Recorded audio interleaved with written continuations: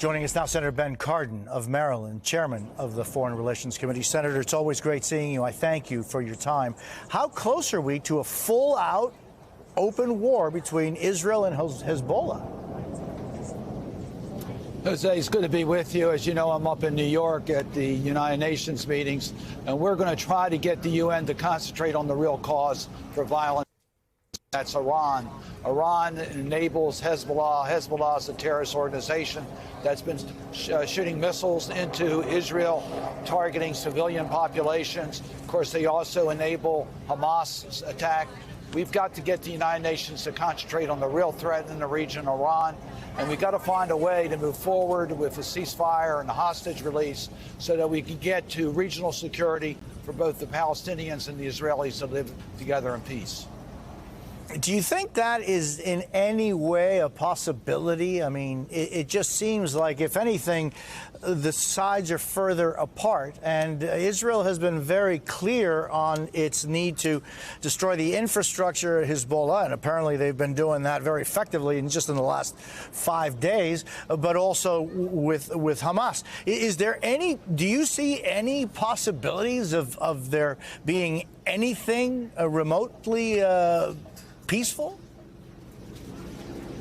I think if we put the focus on Hamas and on Iran, to recognize that the United States has put forward offers for the hostage release and a ceasefire, humanitarian assistance. The international community is supporting that.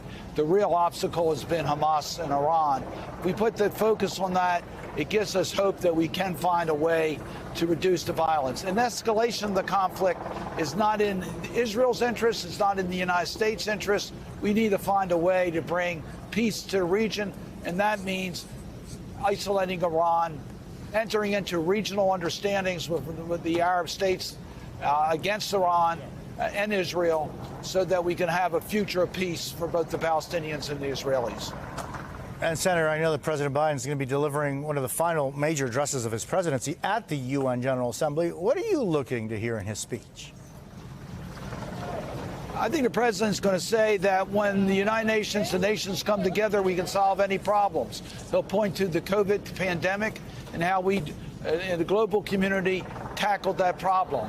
And he's going to encourage the United Nations and its member states to tackle the problems of Ukraine, the Middle East, the issues in Sudan, which is a major humanitarian crisis.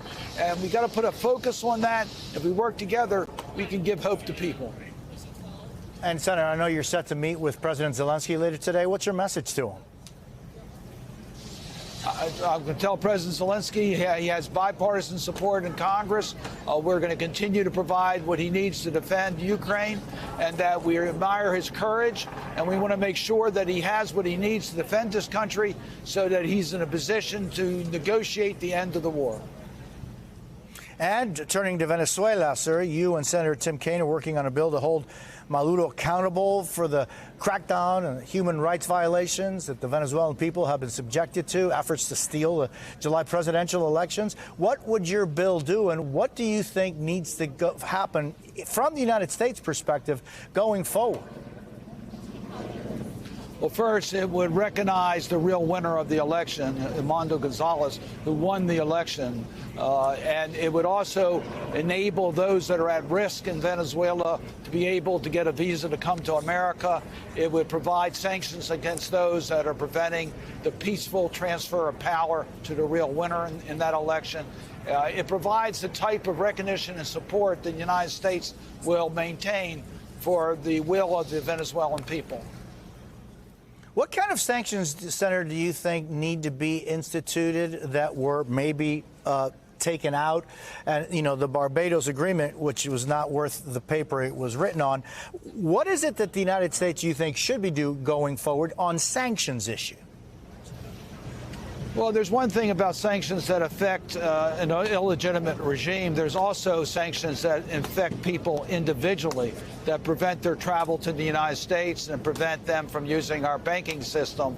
The privileged class don't want to see those sanctions imposed. I was responsible for the enactment of the Magnitsky sanctions, which provide that type of identification of those people who have violated human rights. So it's those types of sanctions we think can have a real impact on decision makers that are involved in Venezuela's prevention of the peaceful transfer of power.